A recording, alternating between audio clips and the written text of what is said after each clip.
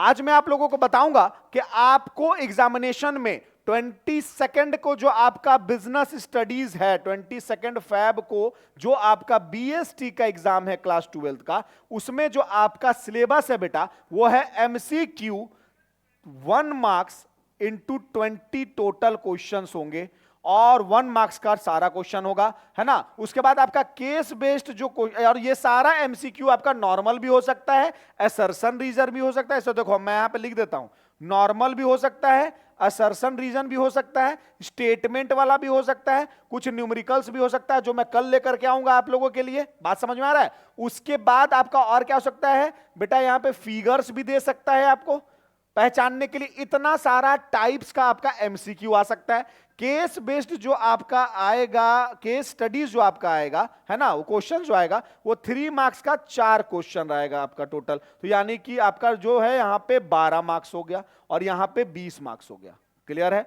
उसके बाद बेटा यहां पे जो होगा वो आपका डेफिनेशन लिखने के लिए आपका आ सकता है। अभी कोई भी नहीं जाएगा बच्चा बिना वीडियो देखे हुए ये पूरा का पूरा, कि डेफिनेशन भी हो सकता है, उसके बाद केस को सॉल्व करने के लिए भी हो सकता है, जिसका मैंने वीडियो बना चुका हूं मैं। और डेफिनेशन किस तरीके से लिखना है वो अभी मैं आपको बताऊंगा, है ना। उसके बाद आपका जो 4 मार्क्स का क्वेश्चन है बेटा जी, वो टोटल नंबर ऑफ क्वेश्चन 6 हो सकता है। 4 मार्क्स का 6 क्वेश्चन हो सकता है, जिसमें आपका 24 मार्क्स आएगा, है ना। और उसके बाद यहां पे जो है इसमें भी आपका डेफिनेशन पूछ सकता है और आपका केस स्टडी आएगा। बात समझ में आ रहा है। और लास्ट जो आपका है वो 6 मार्क्स का 4 क्वेश्चन होगा, जिसमें आपका 24 मार्क्स, तो 24 24 48 हो गया बेटा जी, 12 इधर यानी 60 हो गया और 20 इधर, यानी कि टोटल आपका 80 मार्क्स का यहां पे थ्योरेटिकल पेपर होगा। 20 मार्क्स का आप 80 मार्क्स का थ्योरेटिकल पेपर और 20 आपने प्रैक्टिकल का एग्जाम दे रखा है। तो ये है आपका सिनेरियो। नेक्स्ट स्लाइड में मैं आपसे डिस्कस करना चाहूंगा कि आप एमसीक्यू को एकदम अच्छे से ध्यान देकर बनाओगे। क्यों सर? एक भी ऑप्शनल नहीं रहता है। अगर आपने आंसर शीट में गलत कर दिया तो फिर वहां पे प्रॉब्लम हो जाएगा। आप एकदम पहले श्योर हो जाओ, ट्रिक लगाओ यहां पे, use the trick, use the trick. तो ट्रिक क्या लगाना है, आप हमेशा 50-50 पे ज्यादा ध्यान दो। 4 ऑप्शन आपके पास होता है, ए बी सी डी। बात समझ में आ रहा है। आपको लग रहा है कि ये दोनों ऑप्शन इसमें से चारों मुझे कंफ्यूजन लग रहा है, तो आप सबसे पहले वो दोनों को हटाने का कोशिश करो जो दोनों एकदम इररिलेवेंट है। अगर ये दोनों आप हटा देते हो तो बेटा बी नंबर और डी नंबर में आपको एक सही मिल ही जाएगा और क्वेश्चन छोड़ना नहीं है, क्वेश्चन छोड़ना नहीं है। बात समझ में आ रहा है। इसको ट्रिक को आपको इस्तेमाल करना है किस चीज के लिए, एमसीक्यू के लिए। एकदम ध्यान देकर के बनाना है। देन आफ्टर आ जाओ 3 marks, 4 marks and 6 marks. 3 marks जो आपका है क्वेश्चन, उसमें आपको अगर केस स्टडी आता है ना, तो आपको उस केस स्टडी में अगर पॉइंट्स लिखने के लिए बोल रहा है तो बेटा कृपया करके आपको एटलीस्ट 3 पॉइंट्स में आंसर देना है। 3 पॉइंट में। हर एक पॉइंट जो होता है वो 1 मार्क्स का होता है। 1 marks each point, each point. बात समझ में आया। हर मार्क्स जो होता है वो 1 मार्क, हर पॉइंट जो होता है वो 1 मार्क्स का होता है। 3 पॉइंट में आपको केस स्टडी का आंसर देना है। अगर डेफिनेशन आपसे बेटा जी पूछ लेता है, अगर आपसे डेफिनेशन अगर पूछ लेता है तो भी आपको 3 पॉइंट्स में ही देना है। बात समझ में आ रहा है। वर्ड्स जो आपका होगा यहां पे वो कम से कम 60 to 70 वर्ड होना चाहिए। बोर्ड क्या बोल रहा है वो छोड़ दो, बोर्ड क्या बोल रहा है उसको छोड़ दो। एक पॉइंट आपका कम से कम 20 मार्क पॉइंट, एक पॉइंट आपका 20 वर्ड का होना चाहिए। बात समझ में आ रहा है। एक पॉइंट आपका कितना वर्ड का होना चाहिए, 20 वर्ड का एक पॉइंट। बात समझ में आ रहा है। तो जितना पॉइंट, तो 3 मार्क्स का है 3 पॉइंट। आ जाओ 4 मार्क्स में। 4 मार्क्स का जो आपका क्वेश्चन है उसको आपको अगर केस स्टडी आ रहा है तो आपको याद रखना, अगर पूछ रहा है 4 पॉइंट को बताने तो आपको 4 पॉइंट तो वहां बताना ही है, क्योंकि जो 1 marks each point, 1 marks each point, इस तरह का आपको एरो दे दे करके पॉइंट्स बना करके लिखना है। चीजों को 1 2 करके लिखोगे और भी ज्यादा अच्छा है, इस तरह करके। बात समझ में आ रहा है, कोई दिक्कत नहीं सर।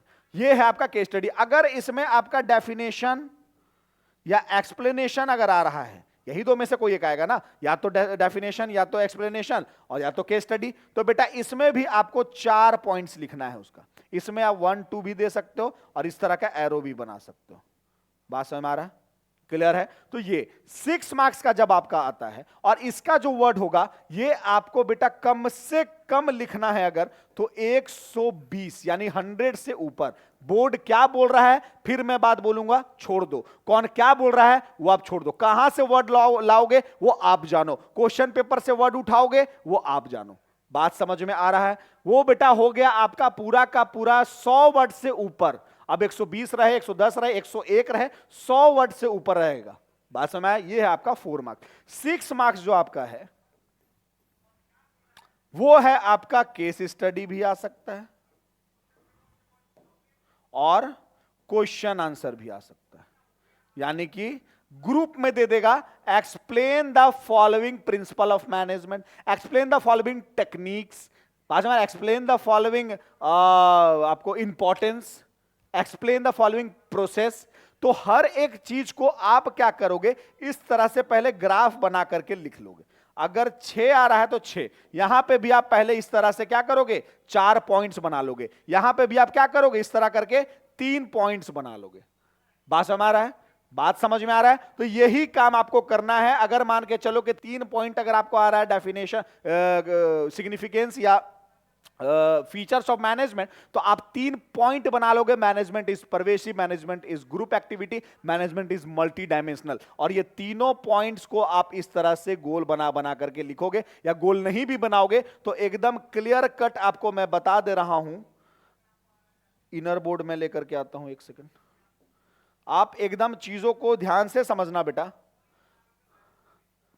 आपका जो कॉपी है वो यहां पे इस तरीके से आप चीजों को प्रेजेंट करोगे। 3